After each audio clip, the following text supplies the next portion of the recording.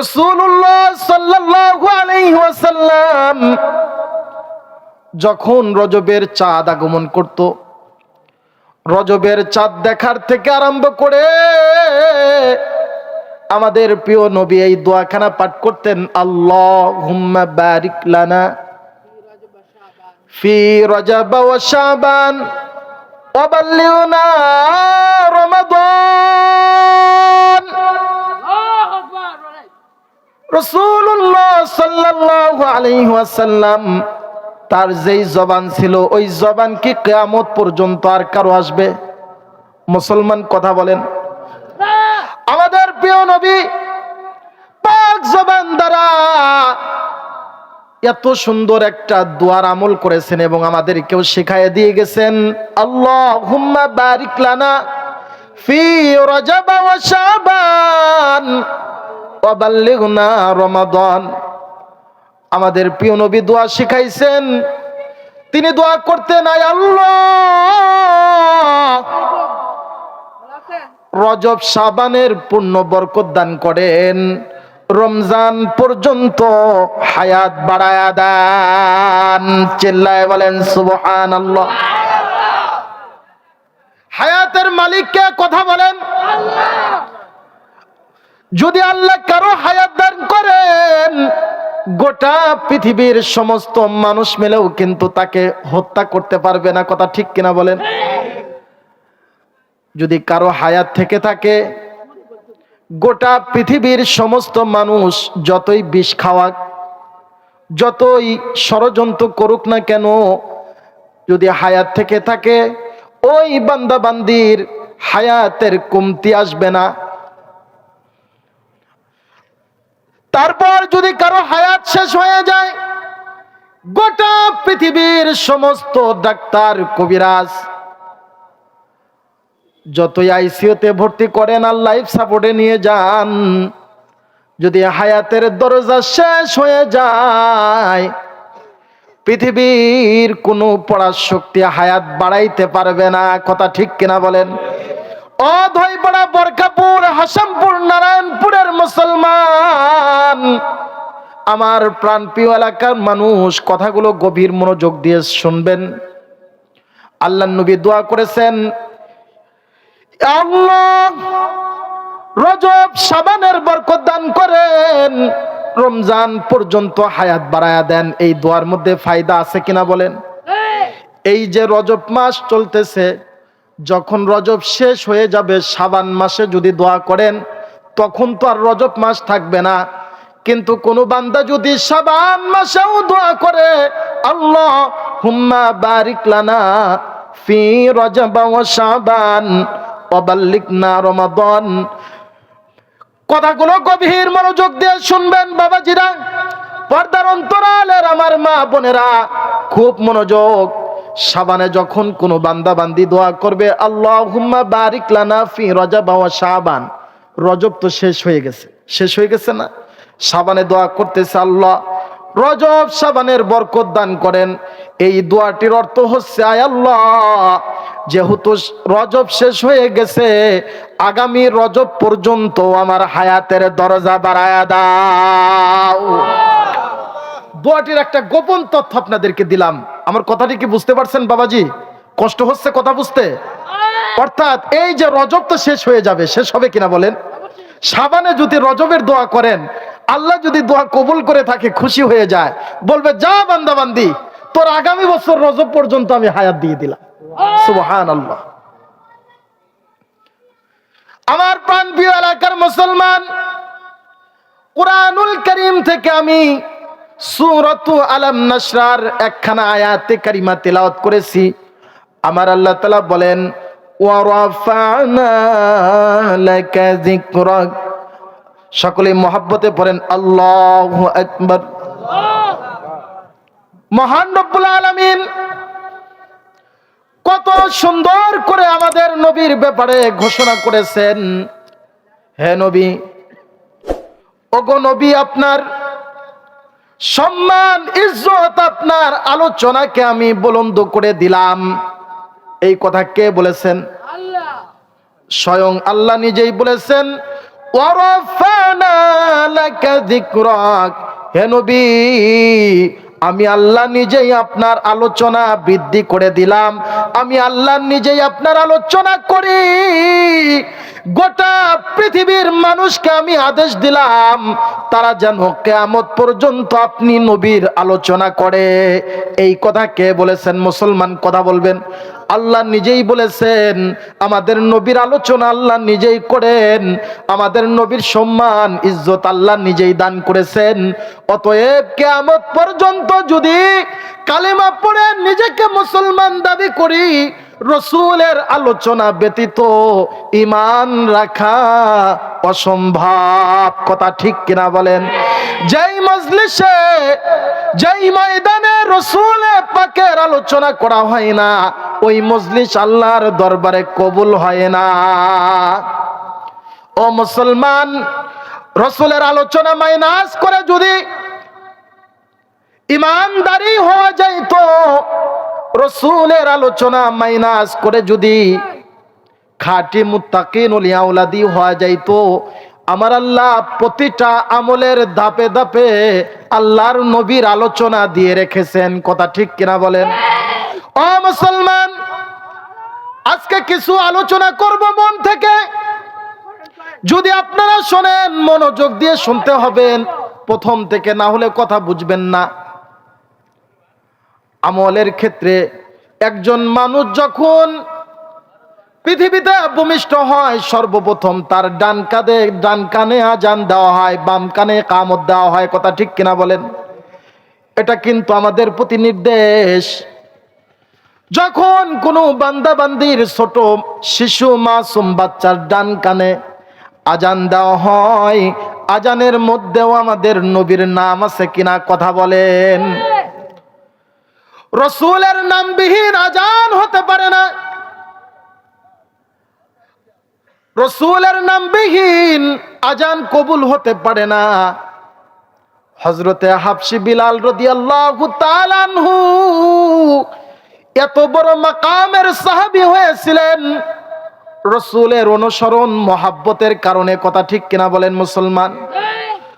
হযরতে হাবশী বিলাল তিনি বর্ণনা করেন, আমি যখন আজান দেই, যখন আমি পড়ি, যখন আমি বলি আশহাদু আন্না মুহাম্মাদার রাসূলুল্লাহ সাল্লাল্লাহু আলাইহি ওয়াসাল্লাম, তিনি যখন আশহাদু আন্না মুহাম্মাদার রাসূলুল্লাহ বলতেন, স্বয়ং রসুলের দিকে তাকায়া বলতেন, আমি সাক্ষ্য দিচ্ছি কেবলমাত্র একমাত্র আপনি আল্লাহর প্রেরিত রসূল। সুবহানাল্লাহ বলেন। কথা গভীর মনোযোগ। আজান কবুল হওয়ার জন্য শর্ত, আল্লাহর নবীর নাম বিহীন আজান কবুল হয় না। নামাজের মধ্যেও রসুলের নাম বিহীন নামাজ কবুল হয় না। কথা ঠিক কিনা বলেন? কেউ যদি তাশাহুদের বৈঠকে তাশাহুদ না পড়ে সালাম ফিরায়, তার নামাজ হবে না। তাশাহুদ পড়া ওয়াজিব কিনা বলেন? বৈঠক করা ওয়াজিব। বৈঠকের মধ্যে যদি তাশাহুদ না পড়ে, কিয়ামত পর্যন্ত নামাজ পড়বে, তার এক ওয়াক্ত নামাজও আল্লাহর আদালতে কবুল হবে না। মুসলমান, খুব মনোযোগ দিয়ে কথাগুলো শুনবেন। যেহেতু রসুলের আলোচনা ব্যতীত কোনো আমলই কবুল হয় না, তাহলে কার আলোচনা করা দরকার? কথা বলেন, আলোচনা কার হওয়া দরকার? আল্লাহ তাআলা নিজেই আল্লাহর নবীর আলোচনা বৃদ্ধি করে দিছে, তার নামের জিকির বেশি বেশি করতে বলেছে। কিয়ামত পর্যন্ত যত সফল মানুষ আসবে, পূর্বেও যারা সফল ছিলেন, প্রতিটা সফল মানুষ আল্লাহর নবীর নাম জপে জপে জিকির করে করে তারা সফল হয়েছিলেন। সুবহানাল্লাহ। দেখেন, এই জন্য কোরআনুল কারীমের মধ্যে আল্লাহ বলেছেন, ওয়ারাফানা লাকা যিকরাক। ওগো নবী, হে পয়গম্বর, মুহাম্মাদুর রাসূলুল্লাহ সাল্লাল্লাহু আলাইহি ওয়াসাল্লাম, আমি আপনার আলোচনাকে উচ্চ মাকাম দান করেছি। কিয়ামত পর্যন্ত যারা সফল কাম হতে চায়, আপনার নামের গুণগান গেয়ে তারা সফল কাম হবে। রসুলের নামের গুণগান গাওয়া ব্যতীত সফল হওয়া আদৌ সম্ভব নয়। রসুলের নাম উচ্চারণ করা ঈমানের বড় একটা অংশ। আমলের মধ্যে আল্লাহর নবীর নাম জপা আমল কবুলিয়াতের একটা লক্ষণ। দোয়া করলে রসুলের নামের উসিলাতে দোয়া কবুল হয়, কথা ঠিক কিনা বলেন? কেউ যদি হজ করে আসে, তাকে আমরা সম্মান করে হাজী সাহেব বলি, কেউ বা বলি পাক মাটি ঘুরে এসেছে। পাক মাটি সফর করার কারণে অনেকেই ভাবি এই লোকটা পবিত্র হয়ে এসেছে, কথা ঠিক কিনা বলেন?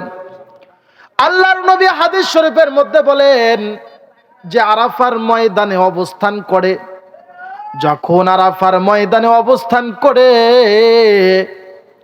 যদি ওই ব্যক্তি শিরকি গুনাহ না করে, আমানতের খেয়ানত না করে, কারো হক বিনষ্ট না করে, আরাফার ময়দানে উপস্থিত হওয়ার সঙ্গে সঙ্গে আমার আল্লাহ তাআলার আদালতে ওই লোকটার নাম নিষ্পাপ বাচ্চার মতো হয়ে যায়।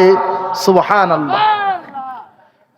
আল্লাহর নবী বলেছেন, কারাজা কায়াউমিন ওয়ালাদাতহু উম্মুহু, যখন বাইতুল্লাহ জিয়ারত করে, আরাফা জিয়ারত করে, সাফা মারওয়া জিয়ারত করে, রসুলের রওজা জিয়ারত করে, ওই লোকটা সাধারণ কোনো লোক নয়।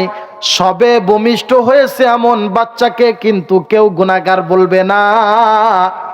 সবে ভূমিষ্ঠ হওয়া শিশুর মতো ওই লোকটাও নিষ্পাপ হয়ে যায়। সুবহানাল্লাহ। আপনাদেরকে এর তথ্যটা দিব যে আরাফার ময়দানে উপস্থিত হলে মানুষ নিষ্পাপ হয়ে যায়, এর মূল রহস্যটা কি?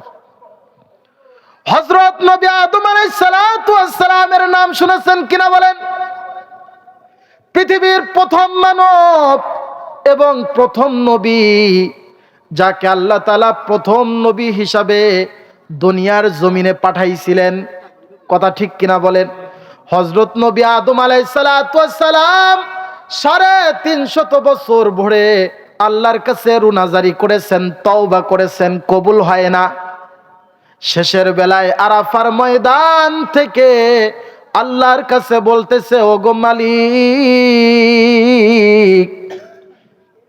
যখন আপনি আমার রূহ ফুঁকে দেন, যখন আমার রূহ আমার মধ্যে প্রবেশ করে, আমি জান্নাতের চৌকাঠের মধ্যে আপনার নামের সঙ্গে আর একটা নাম দেখেছিলাম। হযরত নবী আদম বলতেছে, ও মালিক, এত বছর যাবত তোমার কাছে দোয়া করি, কবুল হয় না। মালিক, আজকে তোমার কাছে ভিন্ন একটা নাম নিয়ে দোয়া করব, তোমাকে কবুল করতেই হবে। তখন আল্লাহ বলে, ও আমার নবী আদম, দোয়া করে বসো, কি দোয়া করবা? নবী আদম আলাইহিস সালাতু ওয়াস সালাম দোয়া করলেন, ও মালিক, আপনি যখন আমার মধ্যে রূহ দান করেন, যখন আমার মধ্যে আকল আসে, আকল আসার পরে জান্নাতের গেটের দরজার চৌকাঠের মধ্যে তোমার নামের সঙ্গে আর একটা নাম আমি দেখেছিলাম। আজকে তোমার কাছে দরখাস্ত করি, মালিক, তোমার নামের সঙ্গে যার নামটা আছে অবশ্যই সে তোমার পেয়ারা। তোমার ওই পেয়ারা নামের উসিলাতে আজকে আমার দোয়া কবুল করে নাও। মহব্বতে পড়েন সুবহানাল্লাহ। তখন মহান রব্বুল আলামিন দোয়া কবুল করে নিলেন। কবুল করার স্থানটি ছিল আরাফার ময়দান।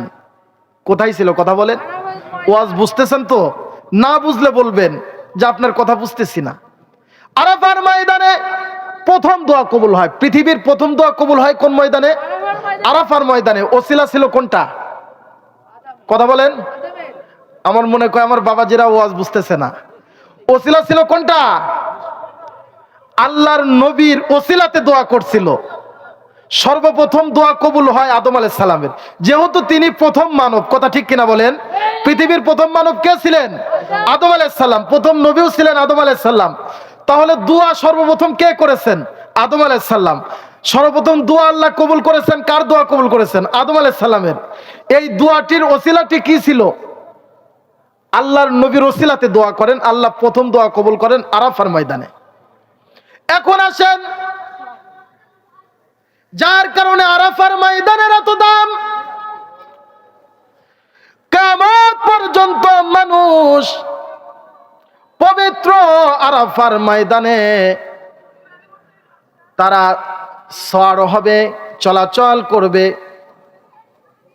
প্রতিটা মানুষের মধ্যে যদি এমন ঈমান থাকে, এমন আমল থাকে, আর বিশ্বাস ইয়াকিন থাকে, এই যে আরাফার ময়দানে সর্বপ্রথম নবী মুহাম্মদুর রাসূলুল্লাহ সাল্লাল্লাহু আলাইহি ওয়াসাল্লামের নামের ওসিলায়, ও মালিক তুমি দোয়া কবুল করেছিলা, আজকেও তুমি তো ওই একই মালিক আছো। আল্লাহ তো পরিবর্তন হয় নাই। তোমার নবী তো এখনো বিরাজমান। এখনো তোমার নবীর নামের ওসিলা করে আমি দোয়া করতেছি, তুমি আমাকে মাফ করে দাও। আল্লাহ মাফ করবেন কিনা বলেন? সুবহানাল্লাহি ওয়া বিহামদিহি। এমন বিশ্বাস থাকলে কি দোয়া কবুল হবে না?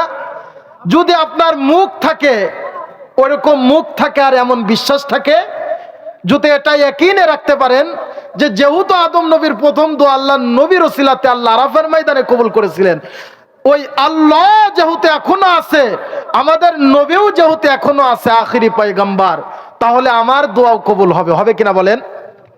হবে ইনশাআল্লাহ। এরপরে আসেন, নবী আদম আলাইহিস সালাম একজন বাবা তার সন্তানকে দামি নসিহত করে কিনা বলেন? একজন পিতা নিজে যেমনই আমলকারী হোক না কেন, নিজে যেমনই হোক না কেন, তার সন্তানকে কিন্তু প্রিয় জিনিস দিয়ে যাইতে চাই কিনা বলেন? এটা আমরাও চাই। নবী রাসূলদের মধ্যেও এমন আদত ছিল।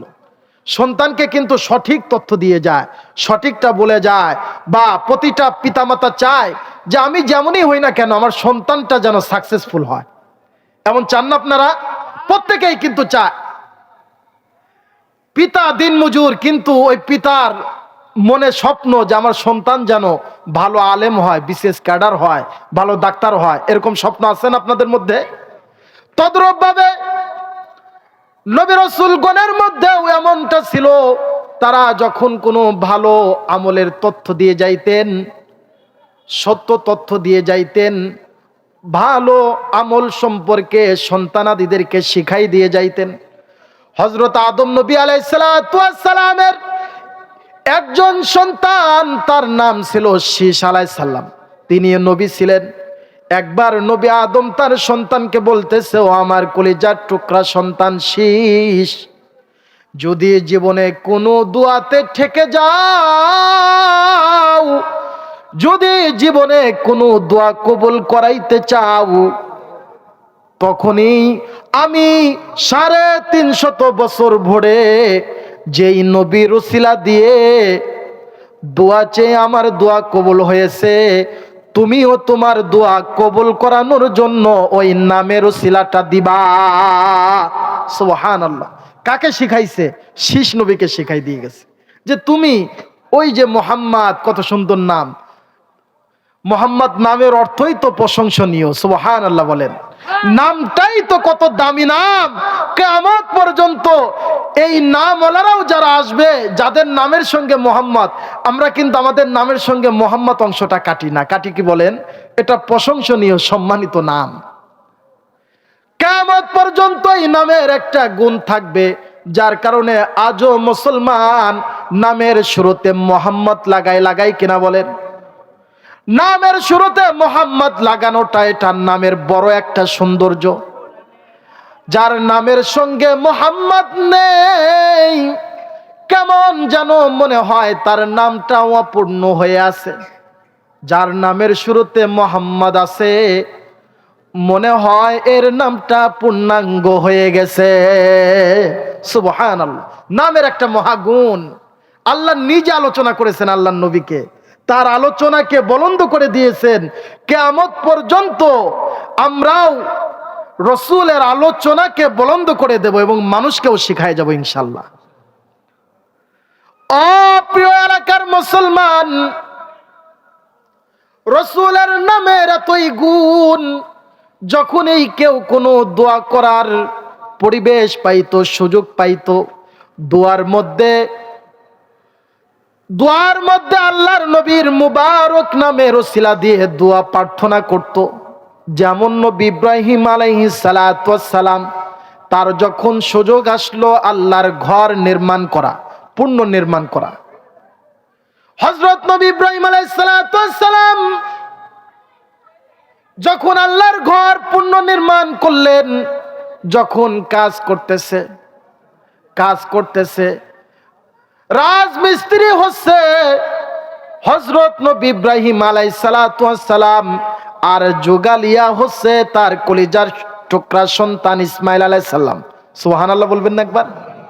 বড় মিস্ত্রি ইব্রাহিম আলাইহিস সালাম, তিনি নবী, আমাদের জাতির পিতা। সুবহানাল্লাহ বলেন। আর জোগালে দিচ্ছে কে? ছেলে, সেও নবী, জাবিহুল্লাহ ইসমাইল আলাইহিস সালাতু ওয়াস সালাম। হযরত নবী ইব্রাহিম আলাইহিস সালাতু ওয়াস সালামের যখন কাবা ঘর নির্মাণ হয়ে গেল,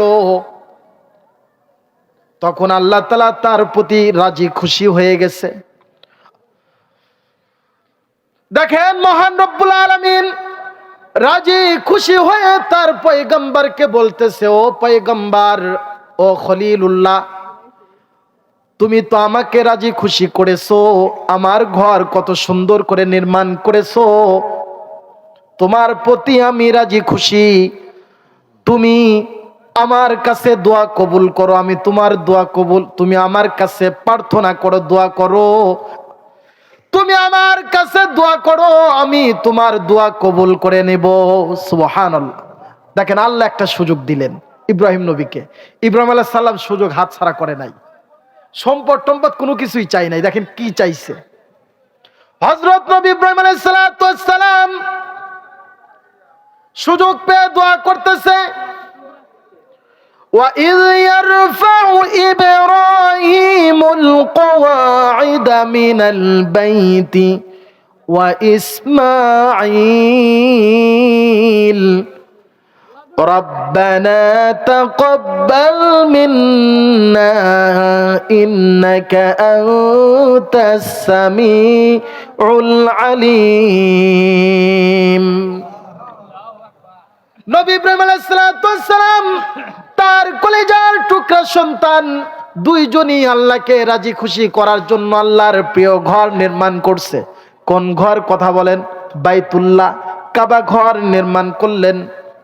তো আল্লাহ একটা সুযোগ দিছে, ও নবী আপনি দোয়া করেন, আপনার দোয়া কবুল করে নেব।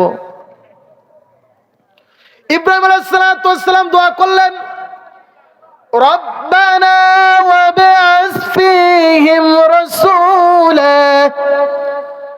رسولا منهم يتلو عليهم آياتك ويعلمهم الكتاب والحكمة ويزكيهم إنك أنت العزيز الحكيم। হযরত নবী ইব্রাহিম আলাইহিস সালাম দোয়া করলেন, ও পৃথিবীর মালিক, ও আসমানের মালিক, তোমার কাছে দোয়া করি, ও মালিক আমার কিছু লাগবে না, তোমার কাছে দোয়া করি আমার কলিজার টুকরা সন্তানদেরকে আপনি সম্মানিত করেন। একজন সন্তানকে সঙ্গে নিয়ে দোয়া করতেছে, আমার কলিজার টুকরা সন্তান ইসমাইলকে আপনি এমন ভাবে কবুল করেন, তার আওলাদকেও এমন ভাবে কবুল করেন, তার আওলাদেরা যেন এলেম ওয়ালা হয়, হিকমত পূর্ণওয়ালা হয়, কিয়ামত পর্যন্ত যেন আমার সন্তান ইসমাইলের আওলাদেরা যেন মানুষের জন্য শুভাকাঙ্ক্ষী হয়, মানুষের জন্য যেন দ্বীনের রাহবার হয়, আপনি কবুল করে নেন। সুবহানাল্লাহ। দোয়াটি কার জন্য করলেন? সন্তানের জন্য। দেখেন আমার আল্লাহ তাআলা কবুল করে কি করলেন? নবী ইব্রাহিমের দুইজন কলিজার টুকরা সন্তান, একজনের নাম হচ্ছে ইসমাইল আলাইহিস সালাতু ওয়াস সালাম, আর একজনের নাম হচ্ছে ইসহাক আলাইহিস সালাম। দুইজনই আল্লাহর নবী ছিলেন। সুবহানাল্লাহ বলেন। হযরত নবী ইসহাক আলাইহিস সালাতু ওয়াস সালামের ওরসের মধ্যে আল্লাহ ৭০,০০০ নবী দান করলেন। সুবহানাল্লাহ। কয় হাজার?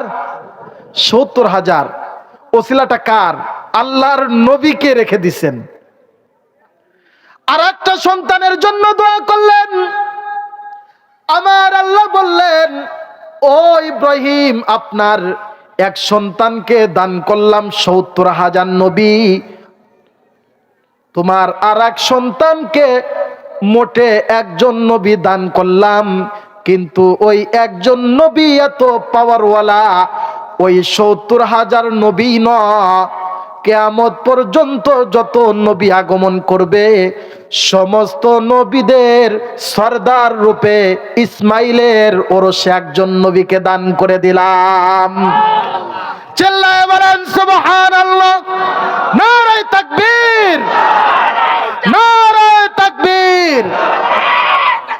ইসমাইলের আওলাদ, তার ওরসে একজন নবী, একজন নবী এত পাওয়ারওয়ালা নবী, আল্লাহু আকবার, আল্লাহু আকবার কবীরা। একজন নবী এত পাওয়ারওয়ালা নবী, ওই নবীর নামটা কি শুনতে চান? নামটা হচ্ছে মুহাম্মাদুর রাসূলুল্লাহ। আরো মহব্বতে পড়েন মুহাম্মাদুর রাসূলুল্লাহ। বাবাজিরা আরো মহব্বতে পড়েন মুহাম্মাদুর রাসূলুল্লাহ সাল্লাল্লাহু আলাইহি ওয়াসাল্লাম। একজন নবী এত পাওয়ারওয়ালা নবী হলো, কিয়ামত পর্যন্ত যত নবী আগমন করবে তামাম নবীদের সরদার রূপে আমার আল্লাহ তাআলা নবী মুহাম্মদকে দান করে দিলেন। সুবহানাল্লাহ। দেখেন প্রতিটা দোয়াই তো তার ওসিলাতে কবুল হচ্ছে। আজকে আমরা দোয়া করতে চাই না, দোয়ার প্রতি আমাদের অমনোযোগী। নামাজ পড়লে হুটহাট করে দ্রুত বের হয়ে যায়, দোয়া ভালো লাগে না। আল্লাহর নবী বলেছেন আদ-দুআহু মুখুল ইবাদা, সমস্ত ইবাদতের মূল মগজই হচ্ছে দোয়া। সুবহানাল্লাহ। আল্লাহ নবী আরেকটা হাদিসের মধ্যে বলেন আদ-দুআউ হুয়াল ইবাদা, দোয়াটাই তো ইবাদত, দোয়াই তো ইবাদত। দোয়ার আমল না থাকলে তার আবার ইবাদত কিসের? যার মধ্যে দোয়া নেই তার তো কোনো আমলই নেই। দুইটা হাদিসের তাৎপর্য একবার বুঝেন। আল্লাহ নবী কি বলেছেন? আদ-দুআউ হুয়াল ইবাদা, দোয়াটাই ইবাদত। দোয়া করা যেহেতু একটা আমল, তাহলে এই আমল কি বাদ দেওয়া যাবে বলেন? দোয়ার দ্বারা মানুষ আবেগপূর্ণ হয়ে যায়। অনেক সময় নিরিবিলি নিরিবিলি দোয়া করলে ভালো লাগে কিনা বলেন? দোয়া করার দ্বারা চোখের পানি বের হয়, হাত তুলে মুনাজাত করার দ্বারা চোখের পানি বের হয়। আর যদি হাত না তুলেন আবেগ আসে না, আসে কি বলেন? হাত তোলার দ্বারা যেহেতু আবেগ আসে, যেইভাবে দোয়া করলে আল্লাহর ভয় অন্তরে থাকে, আল্লাহর নবীর মহব্বত থাকে, আমি বলবো কিয়ামত পর্যন্ত ওইভাবেই দোয়া করতে হবে। আর যেইভাবে দোয়া করলে আল্লাহর ভয় আসে না, নবীর মহব্বত আসে না, ওটা কোনো দোয়া না, আরো মানুষকে আমল থেকে খারিজ করে নিয়ে আসা। কথা ঠিক কিনা বলেন? দোয়া শিখান। যেই জাতিকে আপনি দোয়া শিখাইতে পারবেন ওই জাতি উন্নত চরিত্রবান হয়ে যাবে। সুবহানাল্লাহ। দোয়ার আমল বড় একটা আমল। আজকে পিতা দোয়া করে না দেখে সন্তান খারাপ, মা দোয়া করে না দেখে ছেলে মেয়ে খারাপ।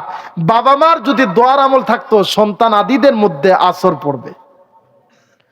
নবী রাসূলরা তারা তো কোনো গুনাহগার ছিল না। যত নবী রাসূলগণ এসেছে কোন নবী রাসূলগণ কিঞ্চিত গুনাহ করে নাই। বিশ্বাস করেন তো ইনশাআল্লাহ? কিঞ্চিত পরিমাণ গুনাহ করে নাই। অথচ কোরআনুল কারীমের মধ্যে আমি আপনাদেরকে বলি মুসলমান, কোরআনুল কারীমের আয়াত পড়বেন আর নবী রাসূলদের দোয়ার কথা স্মরণ হয়ে যাবে। আল্লাহর নবীর প্রায় 25 জন নবী রাসূলদের তথ্য কোরআনের দোয়া স্বরূপ এসেছে। আল্লাহ আলোচনা করেছেন। এই সকল নবী রাসূলদের দোয়াটাই ছিল বড় ইবাদত। সুবহানাল্লাহ। তারা আমাদের দোয়া শিখাইছে। যেমন নবী ইব্রাহিম দোয়া শিখাইছে, প্রতিটা স্বামীর জন্য বাবার জন্য দোয়া শিখাইছে। রব্বানা হাব লানা মিন আজওয়াজিনা ওয়া যুররিয়াতিনা কুররাতা আয়ুনিন ওয়াজআলনা লিল মুত্তাকিনা ইমামা। আল্লাহু আকবার কবীরা। নবী ইব্রাহিম আলাইহিস সালাতু ওয়াস সালাম দোয়া করতেন, ওগো মালিক আপনি আমার স্ত্রীকে আমার অনুগত্য করে দেন, আমার নেক সন্তান দান করে দেন এবং এমন নেক সন্তান দান করেন যেই সন্তানের দিকে তাকাইলে আমার চক্ষু জোড়ায় যায়, হৃদয় শীতল হয়ে যায়। সুবহানাল্লাহ। এই দোয়াটি দেখেন কত সুন্দর একটা দোয়া। করতে পারবেন তো ইনশাআল্লাহ? ও মুসলমান, কোরআনুল কারীমের মধ্যে আমার আল্লাহ তাআলা বলেন, ইন্নাল্লাযীনা ইয়াতলুনা কিতাবাল্লাহি ওয়া আকামুস সালাতা ওয়া আনফাকু মিম্মা রাযাকনাহুম সিররাও ওয়া আলানিয়া وعلانية يرجون تجارة لن تبور। আমার আল্লাহ তাআলা বলেন, নিশ্চয় নিশ্চয় তারাই দুনিয়াতে সফল কাম।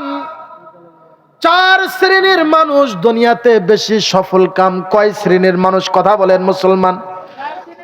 মনে রাখবেন 4 শ্রেণীর মানুষ দুনিয়াতে সফল কাম এবং বড় ব্যবসায়ী। আমরা তো অনেক সময় বলে থাকি সালমান এফ রহমান বড় ব্যবসায়ী, আকিজ গ্রুপ বড় ব্যবসায়ী, অমুক গ্রুপ বড় ব্যবসায়ী। অথচ আমার আল্লাহ তাআলা কোরআনুল কারীমের মধ্যে আল্লাহর দেওয়া সার্টিফিকেট অনুযায়ী 4 শ্রেণীর মানুষ বড় ব্যবসায়ী। কয় শ্রেণীর মানুষ? কথা বলেন। 4 শ্রেণীর। 1 নম্বর আল্লাহ বলেছেন, ইন্নাল্লাযীনা ইয়াতলুনা কিতাবাল্লাহ। আল্লাহু আকবার। নিশ্চয় যারা আল্লাহর কোরআন, আল্লাহর কালামুল্লাহ তেলাওয়াত করে, মুখস্থ করে, আমল করে, এরা সবচাইতে বড় ধনী ব্যবসায়ী। সুবহানাল্লাহ। যে আল্লাহর কোরআন জানে, যে আল্লাহর কোরআন মানে সে বড় ব্যবসায়ী। আর যেই কপাল পুরা আল্লাহর কোরআন শিখে নাই, আল্লাহর কোরআন জানে না, কোরআনের পথেও থাকে না, সে নিকৃষ্ট ব্যবসায়ী। 2 নম্বর, ওয়া আকামুস সালাহ। আমার আল্লাহ বলেছেন সঠিক সময়ে সম্মান তাজিমের সহিত যারা নামাজ কায়েম করে এরা ধনী ব্যবসায়ী। আমার আল্লাহর দেওয়া সার্টিফিকেট অনুসারে ধনী ব্যবসায়িক যারা সঠিক সময়ে নামাজ পড়ে। 3 নম্বর আমার আল্লাহ বলেছেন, ওয়া আনফাকু মিম্মা রাযাকনাহুম। এবং আমার আল্লাহ তাআলা যেই সম্পদ তাদেরকে দান করেছেন, যেই রিজিক, যেই টাকা পয়সা অর্থ সম্পদ দান করেছেন, ওই অর্থ সম্পদ আল্লাহর রাস্তায় ব্যয় করে। সুবহানাল্লাহ বলেন, আরো জোরে বলেন সুবহানাল্লাহ। আল্লাহর দেওয়া রিজিক আমি তো টাকার মালিক নই, আমি তো সম্পদের মালিক নই, আমার তো কোনো পরিচয় ছিল না। একদিন তো আমি ছোটবেলায় ন্যাংটা হয়ে থাকতাম, আমার তো কোনো নামও ছিল না, আমাকে তো কেউ চিনতো না। আমার আল্লাহ বড় পরিচয় দিয়েছে, বড় গাড়ি বাড়ি দান করেছে, বড় সম্মান ইজ্জতের আসনে বসাইছে। আল্লাহর শুকরিয়া আদায় করার দরকার আছে কিনা মুসলমান, কথা বলেন। এই জন্য আমার আল্লাহ যেই সম্পদ দান করেছেন, ওই সম্পদ থেকে যারা ব্যয় করে তারা আল্লাহর কাছে ধনী ব্যবসায়িক। অধৈ পাড়ার মুসলমান, আমি বলবো আল্লাহর কোরআনের মাদ্রাসা জামিয়া মোহাম্মদিয়া নুরানি হাফিজিয়া মাদ্রাসা, আল্লাহর কোরআনের মাদ্রাসা, কথা ঠিক কিনা বলেন? এই মাদ্রাসাকে যারা ভালোবাসবে আমার আল্লাহর কোরআনকেও তারা ভালোবাসবে। এই মাদ্রাসার সঙ্গে যারা সহযোগী হবে আল্লাহর কোরআনের সহযোগী হবে। কেননা এইখান থেকে যদি ছোট্ট একটা বাচ্চা আজকে আলিফ শিখে যায়, কাল কিয়ামতের ময়দানে তার ওই আলিফ পড়ার ফায়দাও আমি আপনি পাবো কিনা বলেন? ও মুসলমান, আমরা কে কে ধনী ব্যবসায়িক হতে চাই? আমার আল্লাহকে হাত দুখানা দেখাই, ইনশাআল্লাহ আল্লাহ আমাদের হাত কবুল করেন, আমিন বলেন। হাত না বান।